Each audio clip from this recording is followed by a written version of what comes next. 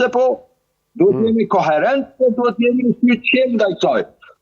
Nuk është çështje për cilin ne duhet të largohemi nga Shtetet e Bashkuara. Përkundrazi, ne duhet të ofrohemi edhe më shumë që çdo interesi që mund të ketë Shtetet e Bashkuara me Serbinë dhe në Serbi, duhet të tejkalohet nga interesi që Shtetet e Bashkuara kanë me Kosovën dhe në Kosovë. E fundit por jo garancia, Bislimi.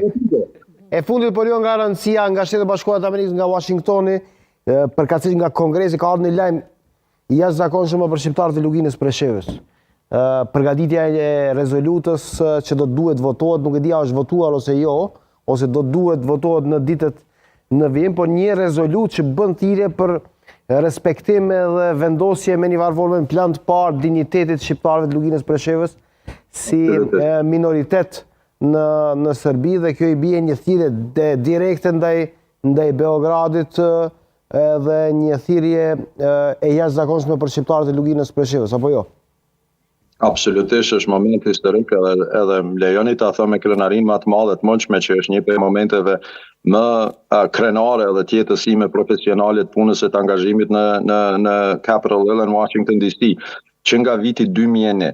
Unë kam qenë part si shumë proceseve që kanë bëjnë me Luginën e Preshevës përmes Ligës Qytetare Shqiptare Amerikane dhe në bashkëpunim të ngurtë me njerëz kyç të politike të jashtme në Kongresin e Shteteve të Bashkuara. Na janë dashur 20 vjet, gati 25 vjet.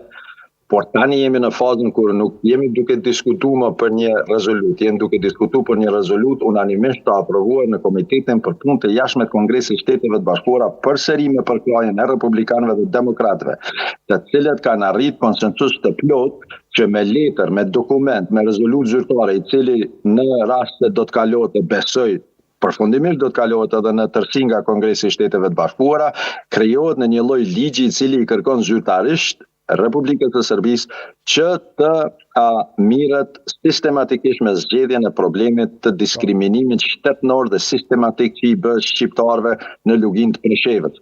Këtu më duhet ta falenderoj kryetarin e Komitetit për Punë të Jashtme, zotin Brian Mast, që ka qenë jashtëzakonisht i hapur ndaj kërkesave tona, me leadershipin që ka pas kryetari nën Komitetit për Evropë, kongresmeni Keith Self, një zotëri nga Teksasi, dhe rolin unik dhe të pazaventueshëm të mërgatës tonë, të bashkëdhetarëve tonë në Teksas, të cilët kanë arritur ta bindin kryetarin e nën Komitetit në fjalë për ta bërë çështjen e Luginës së Preshevës çështje zyrtare të politikës së jashtme Shteteve të Bashkuara. Paraprakisht ne kemi pasur shumë letra nga senatorë, kongresmenë ndryshëm, gjithmonë në mënyrë bipartizane, edhe me republikanët, edhe me demokratët. Fundja, ne nuk jemi të bëjë asgjë më shumë se çka kemi bërë për Kosovën për të arritur të liria dhe pavarësia.